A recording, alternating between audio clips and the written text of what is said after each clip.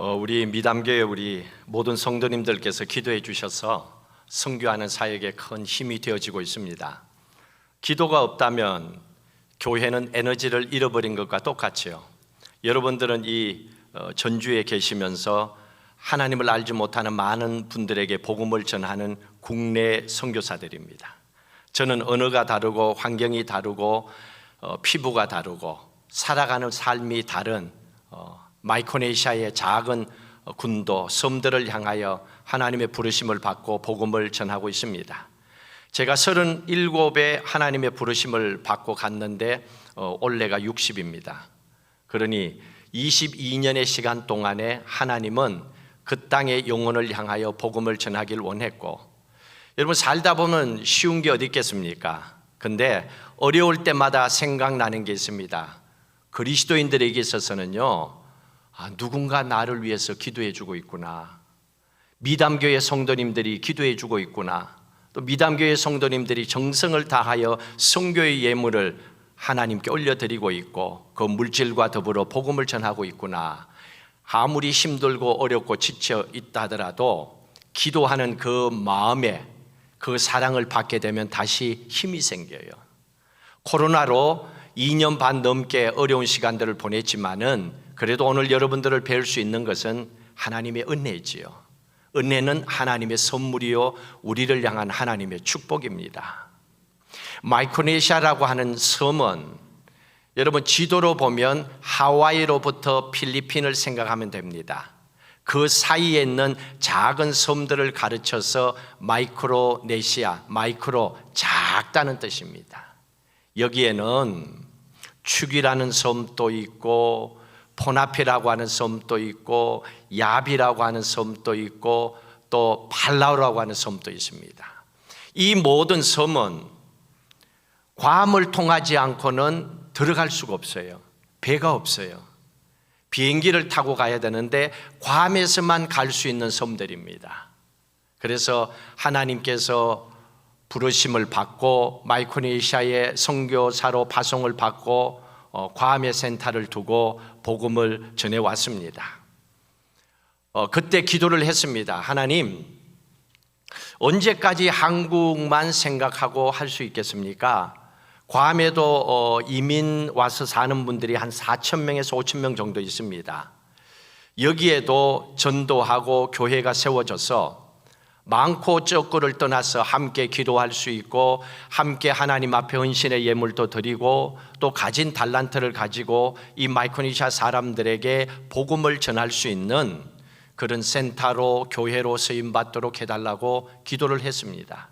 아무것도 없는 가운데 22년의 시간이 지났습니다. 외국 교회를 빌려서 예배를 드리기도 하고 또 그냥 건물을 빌려서 예배 드리기도 하고 또 아프지만은 교회가 숫자가 그렇게 많지도 않는데 교회가 한번 이렇게 나누어지는 아픔도 겪었고, 그리고 나서 이제는 내가 있을 곳이 이곳이 아닌가 보다 하고 제 혼자서 한국으로 가고 싶다, 이제 여기서 선교를 끝냈으면 좋겠다 하는 마음까지 들었습니다. 그런데 하나님께서는 그 모든 길을 막으시고 제게 주시는 말씀은 너는 죽어도 여기서 살아도 여기서 괌에서 뭔가를 하라는 겁니다. 그런데 기도했죠. 하나님, 돈도 없는데 교인들도 연세 드신 분들 이제 몇 분밖에 계시지 않는데 뭘 어떻게 하라는 겁니까? 건물을 빌려서 세도 낼 수 없고 또 지금 전도해서 되는 그런 상황도 아니고 살고 있는 집도 받을 수 있는 생활비도 아무것도 없는데 하나님, 어떻게 여기에서 이건 죽으라는 거죠. 사는 길이 어디 있습니까? 참 답답한 그 순간이 8년 전에 있었습니다. 그래서 그 말씀을 붙잡고 마음을 내려놓고 기도했습니다. 하나님, 정말로 하나님의 뜻이라면, 하나님이 원하시는 일이라면 이 괌 땅에 널푸른 교회라고 하는 교회를 세워주십시오. 자그마하지만은 교회를 세워주셔서 이 교회를 통하여서 복음을 전하게 해달라고. 여러분, 교회 건물을 지으려면 돈이 있어야 되잖아요. 근데 하나님의 일은 돈이 먼저가 아니더라고요. 기도예요. 하나님의 교회의 주인은 하나님이거든요. 그러면 그 하나님께서 길을 열어주시면 안 되는 것도 되게 하는 거예요. 그 마음을 가지고 하나님 앞에 기도하게 하셨습니다. 저는 처음 알았습니다. 그때 성경은 바이블, 하나님 말씀이라고만 알았는데 아니에요. 영어로 보니까 그게 아니더라고요. 영어로 보면 신약 성경, 구약 성경 이렇게 둘로 나눠져 있잖아요. 그래서 구약 성경은 Old Testament, 신약은 New Testament. 그래서 테스트먼트가 이게 무슨 말인가라고 보니까 이게 간정이에요. 우리 한국말로 하면 간정, 결혼식 할 때는 선서, 테스트모니, 선서 이런 뜻입니다. 그래서 그때부터 하나님께서 기도하는 마음을 바꿔주셨어요. 성경을 보는데 보고 흘리는 것이 아니라 이거는 간정이야. 간정은 내가 말씀대로 살았더니 하나님이 살려주셨더라, 인생을 바꾸어 주셨더라, 축복하셨더라, 아이를 낳을 수 있도록 태문을 열어주셨더라 하고 그 신앙의 체험을 가진 사람들이 그의 삶을 통하여 고백하는 게 간정이거든요. 그래서 그 말씀을 붙잡았습니다. 하나님께서 룻기서의 룻을 3개월 만에 인생이 바뀐 여인이 룻입니다. 그게 3개월 만에 기록된 거거든요. 이방 여자로 남편 죽고 이방 나라에 와서 보아스라고 하는 사람을 만나서 빚도 다 갚고 집안도 살리고 자자손손이 축복받는 놀라운 간정을 보여준 거예요. 그 말씀을 붙잡고 하나님 3개월 만에 룻이라고 하는 여인의, 그것도 이방 여자의 여인의 인생을 이렇게 바꿔주셨다면 물론 룻이라고 하는 여인은 하나님의 말씀대로 순종하는 믿음의 여인이었어요. 그랬더니 하나님께서 그 여인의 삶을 바꿔주셨지 않습니까? 우리에게도 그 축복을 주십시오 하고 기도했습니다. 근데 여러분, 건물을 짓기 위해서 돈을 빌리려면요, 담보물이 있어야 됩니다. 또 옆에서 보증 서는 사람들이 있어야 돼요. 이것도 저것도 없으면 아무도 어떤 은행에 가도 돈 안 빌려줍니다. 미국은 더 해요. 괌은 더 합니다. 그런데 기도했습니다. 하나님, 보증 설 사람 하나도 없어요. 저희들 땅이 어디 있어요? 아무것도 없어요. 근데 저 하나 있습니다. 나를 담보물로 해가지고 나를 보증인으로 해서 나 한 사람을 통해서 은행에 돈만 빌려주면 교회 지을 수 있지 않습니까? 말도 안 되지만은 그 길 좀 열어주세요 하고 기도했습니다. 살 길이라고는 그 길밖에 없었기 때문에. 근데 하나님께서 그 길을 열어주시는데요, 여러분, 기도한다고 바로 응답되는 게 아니에요. 그 기도를 하고 은행 한 곳을 찾아가니까 나중에 교회 지으면 그 건물을 담보물로 가져오래요. 그리고 또 쫓겨나고 세 번째는요, 가려고 하는데 마음에 용기가 안 생겨요. 2번을 가봤잖아요. 2번 다 안 된다고 그리고 나서 다시 나왔잖아요. 그러니까 기도해도 마음에 낙심이 돼요. 가봐야 또 안 될 것 같다는 생각이 드는 거예요. 그리고 가는 것 자체도 힘들고, 그래도 그 길밖에 없기 때문에 세 번째 은행을 또 찾아갔어요. 6개월을 기다렸는데 보증인도 없고 담보할 수 있는 물건도 없고 나밖에 없습니다. 나 목사니까 돈 갚겠다고 빌려준 거예요. 그래서 지금 괌 땅에 널푸른 교회라고 자그마한 교회가 세워졌습니다. 자, 그렇다면 이 교회가 자그마하게 세워졌고 목적은 하나님을 위해서입니다. 선교를 위해서입니다. 그렇게 쓰임받기를 원한다고.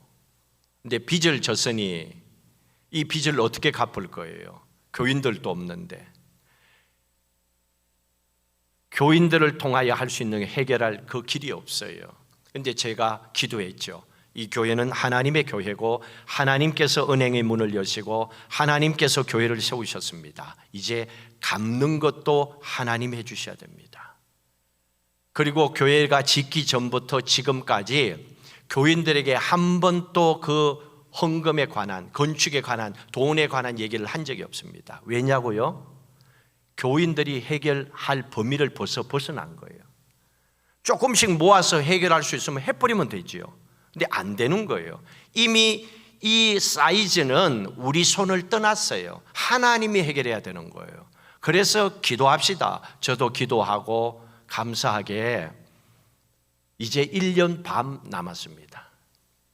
1년 반이 지나면 이제 은행에 관계된 것도 다 해결할 수 있는데 아무리 돌아봐도 기가 막혀요. 교인들은 똑같은데 헌금 나오는 것도 똑같은데 이게 어떻게 해결되었지? 그렇게 놀랄 만큼 그 일들을 하나님이 그때마다 이루어 나갔어요. 그런데 그런 가정에 교회를 세우는 그 시작 때 아내와 저와 결단한 게 있습니다. 교회 빚 다 갚을 때까지 우리 생활비는 없다고, 하나님께 맡기자고. 뭐 어차피 죽으면 죽고 뭐 하나님 하시겠지. 그리고 그때부터 자비량으로 지금까지 8년 반이지요. 8년 반 자비량으로 선교하면서 지내오면서 그 가운데 우리 목사님 사모님께서 이 미담 교회에 담임 목사님으로 오시기 전에 다음 주에 보니까 위임 목사님으로 예식을 가지시더라고요. 오시기 전에 저희들 선교하는 곳에 오셨습니다. 오셔서 그걸 보시고 선교의 상황을 함께 나누시고 또 그 마음을 가슴에 품고 미담 교회에 오셔서 여러분들로 하여금 마이크로네시아 선교를 위해서 오늘과 같이 중보 기도하게 해주시고 또 여러분들의 기도와 헌신을 통하여 선교의 예물까지 보내주시고 그게 저희들에게는 얼마나 큰 힘인지 모릅니다. 그런데 아내도 저도 뭐 돈을 버는 게 없잖아요. 그러면 뭐 굶어야 돼요. 그러면 더 가난해져야 돼요. 근데 놀라운 것은요, 아니에요. 지금 저 보세요. 8년 넘게 지났지만은 하나님께서 건강하게 제 아내는 저보다도 좀 못하지만은 가서 일을 좀 하고 이렇게 해서 하나님께서 살아오도록 해주신 겁니다. 하나님의 은혜입니다. 왜냐고요? 선교라고 하는 하나님의 말씀 앞에 순종하고 나가기를 원했기 때문입니다. 오늘 성경의 말씀에 보시면요 6절에 이런 말씀이 있습니다. 기회를 얻어서 주님께 기도하라. 주님을 만날 기회를 얻어서 주님께 기도하라. 그러면 홍수가 범람해도 미치지 못한다, 지켜준다, 이 말씀을 하셨습니다. 그러면 기도하면 축복해 주신다, 기도하면 살려주신다, 기도하면 문제를 해결해 주신다, 그 말씀이잖아요. 근데 이 말씀은 우리가 다 알고 있습니다. 기도해야지, 기도밖에 없어. 어려움이 있으면 있을수록 내 힘으로 해결 못할 때마다 기도밖에 없어, 기도해야지 그럽니다. 그런데 기도하면서도 응답을 받지 못할 때가 있습니다. 조금 전에 영상을 보면서 쌀을 싣고 나가는 모습이 있지요. 그건 제가 선교하러 다녀봤는데 선교를 하러 갈 때마다 그냥 남태평양 한 섬에 조그마한 섬이 있어요. 작은 곳에는 40-50명이 살고 많은 곳에는 1000명이 살고 있습니다. 근데 그 태평양 한복판에 있으니까 우리하고 다른 게 먹을 게 없어요. 미국 땅에서 쌀이 괌에 와서 괌에서 야베 가서 야베에서 그 섬들로 가야 되거든요. 그러니까 쌀값도 몇 배나 오르고 돈도 없고 먹을 게 없는 거예요. 고기가 많다고요? 여러분 태평양 바다입니다. 고기를 어떻게 잡아요? 먹을 게 없지요. 그걸 몇 년 선교하면서 보여주신 거예요. 그리고 기도할 때 하나님께서 그들을 향하여서 이 쌀을 줄 수 있는 마음을 나눴으면 좋겠다. 그런데 쌀만 보내면 돈이 얼마나 드는데요. 저걸 2번 했습니다. 작은 교회입니다. 조금 전에 말씀드린 대로 힘이 없고 연약하고 재정적인 부분에 늘 어려운 교회입니다. 그런데 하나님께 기도하고 이 부분은 하나님의 일이니 채워주십시오. 쌀을 보내는데 3만 불이 들입니다. 3천만 원이 넘어요.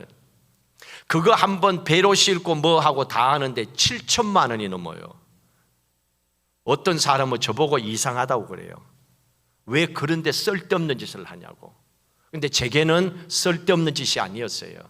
그들에게 꼭 필요한 하나님의 사랑을 전해야 되는 거예요. 그렇게 해서 쌀을 보내서 그분들에게 나누어 드릴 때 그분들이 이렇게 얘기했어요. 평생, 조상 때부터 지금까지 평생 처음으로 쌀이라는 걸 한 포 받아본다고. 너무 고맙다고. 우리는 무엇보다도 이게 더 좋대요. 또 와달라고 그래요. 그래서 제가 그랬죠. 내가 여기에 온 것은 기도할 때마다 내가 믿는 하나님 때문이다. 그 하나님이 당신들의 배고픔을 보고 나눠주기를 원해서 나는 당신들 잘 모른다. 그러나 내가 믿는 하나님 때문에 기도하고 우리도 돈 없지만은 이렇게 하나님 길을 열어주셔서 여기까지 오게 됐다고. 자, 그러니 당신들도 기도해야 되지 않냐고. 당신들도 내가 믿는 하나님 믿으라고. 그리고 우리 같이 기도하자. 그러면 또 하나님께서 기회가 되면 또 보내주실 거 아니냐. 예수 믿겠냐? 예수 믿겠다는 거예요. 그때 예수 영접시키고 축복 기도하고 하나님께서 그렇게 일을 행하게 하신 거예요. 또 한 번은 하나님께서 그 섬에 갔을 때에 한국에 있는 그 병원 의료팀들이 같이 왔습니다. 의사 선생님들과 또 의대생들이 같이 진료를 왔는데 유고슬라비아에서 온 스쿠버 다이버 하기 위해서 온 분들이 있었어요. 그분들이 저희들을 찾아와서 이 야비라고 하는 섬에 살고 있는 아는 분이 있는데 이분이 반쪽을 전혀 몸을 사용 못한다는 거예요. 나이가 26살이래요. 근데 너무 불쌍하니까 의료가 너무 좋은 한국 의사들이 도와주고 치료해주면 좋겠다 하시더라고요. 그래서 하루에 봉사를 마치고 오후에 그 집을 찾아갔어요. 틴진이라고 하는 26살 된 자매였어요. 그 자매를 만나니까 한쪽 다리가 완전히 반이 몸 전체가 마비가 됐어요. 어릴 적에 척추 결핵이 왔었고 코코넛 나무에 올라가서 떨어지고 그래서 함께 갔던 과장 의사 선생님이 체크를 한 후에 이렇게 얘기했습니다. 목사님, 신경이 완전히 다 죽었습니다. 그냥 진통제만 주고 가야 됩니다. 없다는 거죠. 그래요? 기도하십시다. 그러면 기도하는데 놀라운 건요, 하나님이 제게, 저는 성경에서 병든 자가 나았다, 예수님은 그렇게 하셨어. 근데 나는 그런 거 해본 적도 없고 내가 목사지만은 나는 그런 능력도 없어. 그래서 가능한 그런 일은 부담스러웠어요. 제게 능력이 없다고 생각하고. 근데 그분을 만났을 때 기도하는 그 순간에 하나님이 제게 사도행전 3장 말씀을 계속 주는 거예요. 성전 미문에 앉아있는 안전뱅이에게 베드로와 요한이 가서 일어나 걸어라, 그 메시지를 주는 거예요. 이 사람 보고 일어나 걸으라고 자꾸 얘기하라는 거예요. 근데 제가 그랬죠. 하나님, 저는 그런 경험도 없고요. 지금 옆에 의사들이 몇 분 계세요. 제 자존심도 생각해야죠. 괜히 이상하게 해갖고 기도했는데 아무 결과도 없고 그러면 제가 뭐가 됩니까, 하나님? 그런데도 계속 그 말씀을 줘요. 그래서 제가 결단을 내렸습니다. 오케이, 하나님 말씀대로 하겠습니다. 그러나 그 다음은 하나님 책임져요. 부끄럼 당하는 거 한번 하지요 뭐. 그리고 그분에게 얘기했어요. 손가락 발가락 움직여보라고. 움직이는 거예요. 근데 저만 봤어. 다른 분들은 다 못 봤대요. 그리고 성경 말씀에 보면 그 다음에 일어나 걸으라가 기록되어 있습니다. 그것도 하래요. 그래서 그분에게 저도 기가 막혔죠. 일어나 걸으라고 하니까 일어난 거예요. 그럼 걸어야지. 여기에서 저 뒤에까지 내과 의사 선생님, 제가 손을 잡고 둘이가 걸었어요. 올 때는 혼자 걸으라 그랬어요. 혼자 걸어온 거예요. 놀라운 기적을 본 거예요. 그때 제가 깨달았습니다. 그때 그 의사 선생님들요, 모두 다가 우리의 숙소로 돌아올 때 한마디도 못했어요. 왜냐하면 진짜 기적을 행하는 하나님을 우리 눈으로 봤거든요. 그동안에는 의사의 의술로만 세상에 병든 사람을 고칠 줄 알았는데 의사도 안 된다는 사람을 우리 눈앞에서 하나님이 일어나 걷게 하신 거예요. 너무 기가 막히죠. 의사 선생님들은 그 차 타고 오면서 울고, 나도 기가 막혀서 목사지만은 세상에 진짜가 있네, 와 진짜 하나님 살리시네, 저도 그때 놀랐어요. 그 이후로 제 믿음이 바뀌었습니다. 기도는 우리가 해야 된다, 믿음으로. 그 대신 기도 응답은 하나님이 하시는 거다. 기도하면서 왜 응답을 줄까 안 줄까, 해결이 될까 안 될까, 나을까 낫지 못할까, 왜 그것까지 걱정하냐는 거예요. 그건 기도하는 사람의 모습이 아니라는 거지요. 기도하는 사람은 지금 기도만 하면 돼요. 그리고 나머지는 살리고 죽고 뭐 재정적인 돈 문제를 해결해 주시고, 이건 다 하나님의 몫이라는 거지요. 그때부터 하나님은 기도하는 모습을 바꿔주셨어요. 근데 가장 중요한 건요, 조건이 하나 있습니다. 기도하면 응답받는데 6절 앞에 뭐라 그랬습니까? 이로 말미암아 모든 경건한 자는, 이런 사람이 기도 응답받아요. 경건한 자입니다. 경건한 자, 하나님은 이런 사람입니다. 경건하다는 얘기는 회개를 얘기하는 겁니다. 하나님 보시기에 우리의 영혼이 깨끗한 믿음의 그릇이 되어 있는 거, 이게 경건입니다. 기도받을 만한 거룩하신 하나님께서 얘기하셨잖아요. 내가 거룩하니 너희도 거룩하라. 내 그릇이 깨끗하니 너희의 그릇도 깨끗해라, 이 말씀이에요. 그러니까 우리가 우리의 마음의 그릇을 깨끗이 하면 되는 거예요. 우리의 어떤 인생의 문제가 급해서 하나님 성전에 나와 기도할 때 제일 먼저 하셔야 됩니다. 아무리 급해도 회개부터 하셔야 돼요. 하나님, 내가 이런 게 있었습니다. 이게 지금 기도의 걸림돌이 되네요. 속상했던 마음, 화났던 마음, 미워했던 마음, 하나님에 대해서 기도하면서도 믿지 못했던 마음, 뭐 등등등 많이 있잖아요. 부족하잖아요, 우리는. 그래서 그 마음을 하나님 앞에 다 내려놓으면 마음이 좀 평안해집니다. 다 느낍니다. 그때에 하나님, 지금 이 문제가 있어요, 하나님 해결해 주세요, 기도하는 거예요. 이게 경건한 자입니다. 이걸 안 하기 때문에 오늘날 많은 크리스찬들이 기도하면서도, 예배를 나오면서도, 신앙생활하면서도 신앙의 정인으로, 간증하는 사람으로 살아계신 하나님을 전하면서 살지 못하는 걸림돌이 여기에 있었던 거예요. 경건한 자, 이건 누구나 갈 수 있어요. 이 경건한 삶을 살기 위해서 하나님께서는 우리를 하나님의 자녀로 삼아주신 거예요. 그리고 예수 그리스도께서 이 땅에 오셨습니다. 그러면 우리는 그분 예수 그리스도를 닮아가면 되는 거지요. 그 기도의 간증을 제가 야비라고 하는 선교지에서 한번 봤잖아요. 하나님 보여주셨잖아요.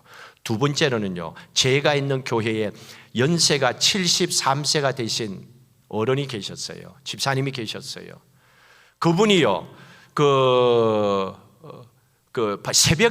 새벽에 김밥을 배달하면서 용돈을 벌으신 거예요. 그런데 새벽에 빗길에 가다가 이 차가, 본인이 운전하셨어요. 차가 미끄러져서 전봇대를 받고 사람이 튕겨나갔어요. 아스팔트에 떨어진 거예요. 죽은 거죠. 상식적으로는 말할 것도 없습니다. 73세 된 어른들의 뼈는요 다 부서집니다. 근데 그 상황인데 하나님은요 제게, 야 아니야, 괜찮아, 기도해, 이런 마음을 주시는 거예요. 그래서 혼자서 이상했어요. 하나님이 상식적으로는 아닌데요. 그리고 병원에 갔어요. 가서 기도했어요. 와이프하고 같이 갔어요. 두 번째 날 제가 기도하러 갔어요. 놀라운 건요, 기도하러 갔는데 그 집사님이 병원 응급실에서 의사들도 손을 못 대고 있어요. 나이가 많아서 아무것도 못한다고 장례치를 준비하래요. 근데 이분이 그 침대에서 벌떡 일어나 앉는 거예요. 제가 깜짝 놀랐어요. 그리고 나서 뭘 쓰고 싶대요. 와이프하고 제가 있어서 종이를 하나 주니까 널 푸른 교회 이름을 적는 거예요. 그러고 나서는 다시 턱 침대에 눕고 나서는 한 달 뒤에 깨어나셨는데 기억을 못해요. 지금까지도. 근데 이분이요, 교통사고입니다. 그러면 뭐가 문제가 생겨도 문제가 생깁니다. 뇌에 문제가 있고, 놀라운 것은 오늘처럼 교인들이 많지는 않았지만은 그 집사님을 위해서 수요일, 주일 교인들이 늘 기도했어요. 기도밖에 없으니까. 어떤 기도했을까요? 연세가 드셔서 수술을 못 한대요. 수술 안 하고 퇴원하게 해주세요. 수술 안 하고도 퇴원하게 해주세요. 이렇게 기도했어요. 진짜 하나님은요, 기도 응답하시고 한 달 만에 그분이 퇴원해서 교회 예배에 오셨어요. 예배에 오신 거예요. 지금 또 살아 계세요. 궁금하면 괌에 꼭 오셔갖고 괌 널푸른 교회 예배를 참석하시면 돼요. 이분이 주일날 예배에 참석하신 거예요. 교인들이 놀래가지고 막 기뻐했어요. 근데 더 기적 같은 일이 뭔 줄 아세요? 그분을 위해서 기도했잖아요. 그리고 그분이 수술도 안 하고 한 달 만에 퇴원해서 말도 안 되는 기적 가운데 교회 와서 예배드리잖아요. 근데 기도했던 사람, 그 집사님을 보고 깜짝 놀랐던 그 교인들이 3주가 지나니까요, 옛날이요, 다 지나가 버려요. 다 까먹고 살아요. 하나님의 은혜고 뭐고. 그때 제가 깨달았습니다. 사람이 죽었다가 살아난다고 해서 다 예수 믿는 거 아니구나. 하나님의 은혜가 한 번 받았다고 죽을 때까지 가는 게 아니구나. 이거는 매일매일 나와 하나님과의 관계 속에서 그 아름다운 만남이 이루어져야 되는 거예요. 기도해야 되는 거예요. 코로나19로 많이 어려웠잖아요. 저희들 같은 이민교회는요, 더 어려워요. 1년 동안을 예배를 못 드렸습니다. 그리고 작은 교회이기 때문에 헌금 당연히 100% 못하죠.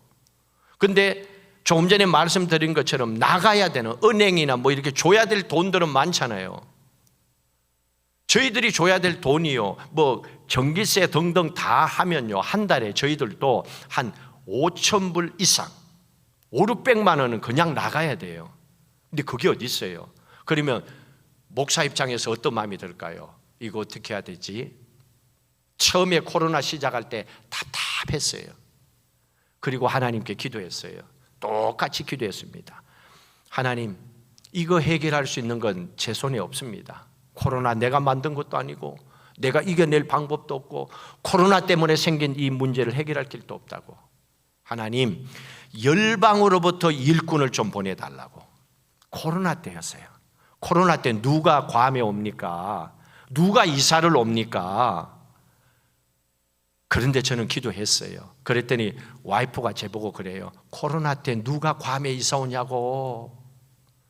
누가 여기까지 다른 나라에 사는 사람이 오겠냐고.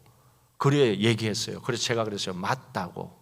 맞는데 이것 말고는 없으니까 살 길이 이거밖에 없다고. 그래서 나는 기도한다고. 그리고 저는 계속 기도했어요. 열방으로부터 보내달라고 막 두 손 들고 막 당겼어요. 열방으로 하나님 보내달라고. 일꾼 보내달라고. 이제는 새신자가 아니고 일꾼 좀 보내달라고. 그랬더니 8개월 전에 코로나 와중에 진짜 보내주셨어요. 미국 메릴랜드에서 안수 집사님 부부를 보내주셨어요.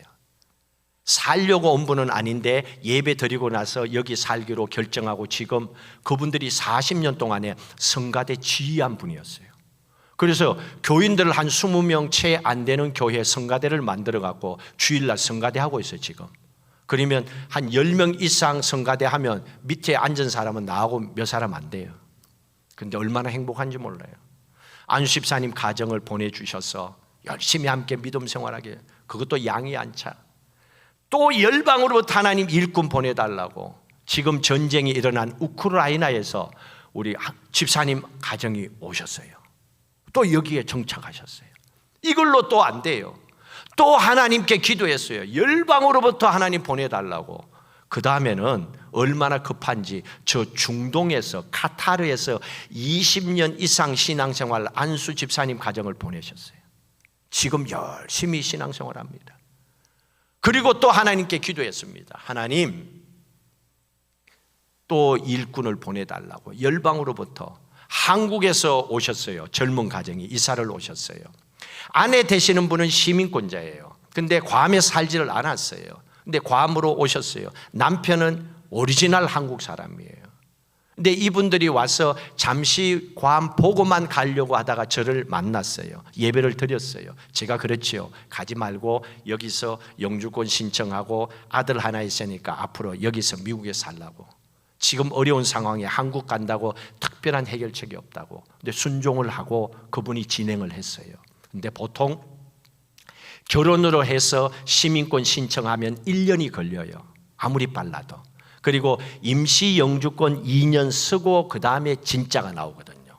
근데 하나님께서 축복을 주셨는데 2개월 만에 10년짜리 오리지널 영주권을 받아버렸어요. 이분이. 제가 오기 전에 보고 확인한 거예요. 그래서 말씀을 드렸어요. 당신은 진짜 특별한 사람이다. 정말 하나님의 축복이다. 이런 일은 없다. 있을 수가 없다. 미국 법이 그렇게 하는 게 아니야. 어떻게 이렇게 하셨냐고. 그리고 또 한 가정이 있었습니다. 새신자 가정이에요. 젊은 어떤 그 자매님이 교회 주일날 오셔서 예배를 드리고 가고 했었어요. 대화할 시간이 없었어요. 근데 어느 날 남편하고 같이 왔어요. 남편도 처음 교회 오는 분이에요. 예배를 드렸어요. 그때 드렸던 말씀이 전능하신 하나님, 100세에도 아이를 주시는 하나님, 이 하나님이 우리에게 뭘 못해 주시겠냐고 이 말씀을 전했어요. 그리고 나서 그 아내가 제게 카톡으로 기도 제목을 보냈습니다. 아버지가 한국에서 항암 치료하고 있으니까 건강하도록 기도해 주십시오. 두 번째로는 저희들이 결혼한 지가 오래되는데 아이가 없습니다. 아이를 갖고 나올 수 있도록 기도해 주십시오. 사업을 위해서 기도해 주십시오. 여러분, 목사님들이 잘하는 게 뭡니까? 기도잖아요. 해결될 때까지 기도하는 게 목사님이잖아요. 저도 기도했지요. 그 아버지 건강을 위해서. 본 적은 없어요. 하나님께 맡기고 지금 항암치료 잘 받고 건강 회복하고 있어요. 두 번째는 아이를 위해서 기도하는데 그게 쉬워요. 오랫동안 시간이 지났는데. 근데 제가 지금 백내장 수술을 양쪽 다 했거든요. 그래서 요 밑에는 이렇게 보이는데 위로는 잘 안 보여요. 죄송하지만은 여러분들이 지금 잘 안 보여요. 희미하게 이렇게 보여요. 그래서 제가 수술하기 위해서 와 있는데 저에게 카톡이 왔어요. 목사님 기도해 주셔서 감사합니다. 저보다 한 달 정도 일찍 나왔거든요. 목사님 임신 8주래요. 그런 거예요. 임신 8주라고 저한테 메시지를 보낸 거예요. 얼마나 고맙고 감사합니까? 왠 줄 아세요? 제가 기도할 때 그 마음이 생겼어요. 하나님, 저 집은요 태의 문을 열어서 아기를 저 가정에 주시면 평생 예수 잘 믿을 가정입니다. 그러니 아이를 가지도록 해 주십시오. 축복하고 기도했죠. 그리고 그 밑에 이렇게 적었습니다. 목사님 쌍둥이래요. 그래요. 쌍둥이를 가진 거예요. 얼마나 감사한지. 하나님은 이런 분이에요. 그러니 이런 좋은 이야기들이 교회에서 나가야 되잖아요. 제가 미담이 너무 궁금해서 목사님께 바로 오르기 전에 여쭤봤어요. 미담이 이 동네 이름입니까? 아니래. 아름다운 이야기래. 이야, 얼마나 좋은 교회 이름입니까? 아름다운 이야기가 뭡니까? 예수 그리스도의 이야기요, 내가 만난 하나님의 이야기요, 간증이잖아요. 성경이잖아요. 이게 성경이잖아요. 이게 미담입니다. 성경이 미담이에요. 아름다운 얘기예요. 저와 함께 지금 방금 나눴던 이 신앙의 고백이 미담이지요. 이 얘기가 함께 나누어진다면 전주에 있는 모든 사람들이 살아날 거예요. 즐거워할 거예요. 행복할 거예요. 미담교회에 오는 게 최고의 축복이라고 생각할 겁니다. 여러분, 이런 마음을 가지시고 기도하시고 또 마이크로네시아 선교 사역을 위해서도 함께 기도해 주시고, 저도 오늘 만난 미담교회를 위해서 아름다운 소식, 아름다운 이야기가 항상 전주에서 넘쳐나는 행복한 교회가 되도록 함께 기도하겠습니다. 그런 기도하는 마음으로 늘 주 안에서 하나 되기를 간절히 소원합니다. 기도하십시다. 하나님 감사합니다. 주신 말씀을 통하여 미담교회가 예수 그리스도의 아름다운 이야기로 이 전주 지역과 모든 열방을 향하여 마음껏 주의 마음을 전파할 수 있는 행복한 교회, 축복이 넘쳐나는 교회, 건강한 교회 되게 하여 주시옵소서. 예수 그리스도의 이름으로 기도하옵나이다. 아멘.